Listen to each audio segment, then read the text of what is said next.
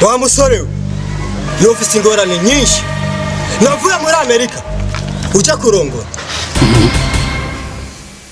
Jasmine na urugama twarutanguje ariko sinibaza ko ruzorusozera. Ibanza nuzosubire kandi n'umusore mwe kunyinjira mu rukundo uzonyinjira mu vya famille apana vy'urukundo nakukomesha koma.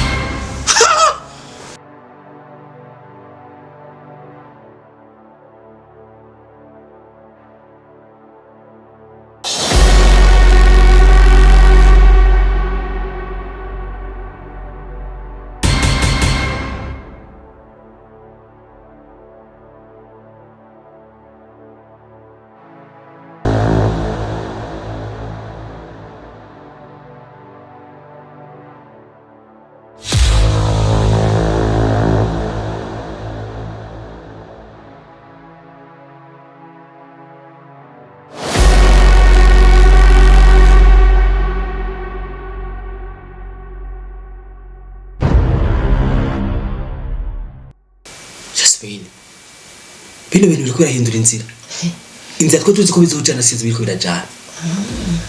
Ugira umbwire ko nyina wa Kanyana na se wa Kanyana ukuntu bakaze ukuntu baba biruka mu mapfumu buri mwanya boba basanutse ko vyabaye twe twagerageje kubika ibanga rukundo bamenye na kimwe. Umukobwa mwiza ego ubwiza buri he kumubiri body only body. Yes. Ubwiza ntabwo buri ku mubiri buri ku mutima.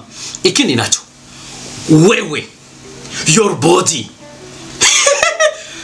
nasiri yake uwo baraba ingene mumeze amusteriana hata kidogo.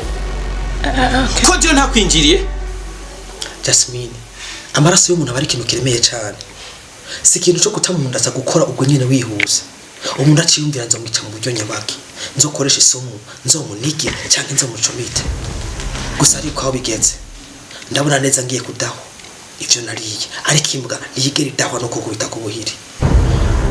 Nibaze ko ico kibazo ejo mu gaturuturu nshobora kuzinduka ndagikemura.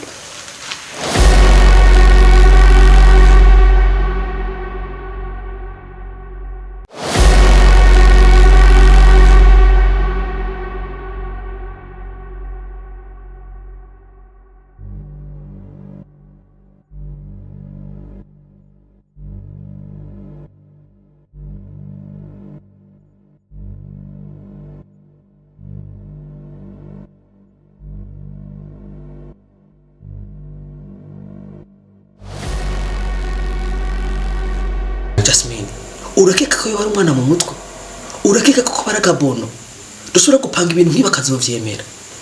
Gatebe rangoma gatebe rango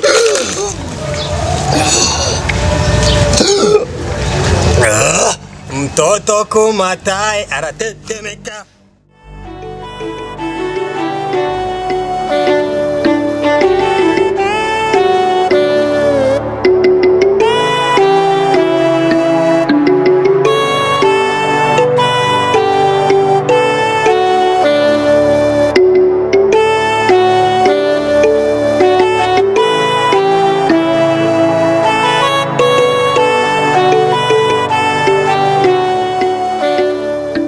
Hello guys, umeze neza Jendi Fresh ndashima nashaka ntumirire buri mukunzi wese wa film Ndundi buri muntu wese azigwa kunda film Ndundi kugira subscribe ku ijwi ryawe Company Film ni YouTube channel ije kutuzanira film zimeze neza filime zisa neza ziryoshe zifite image nziza.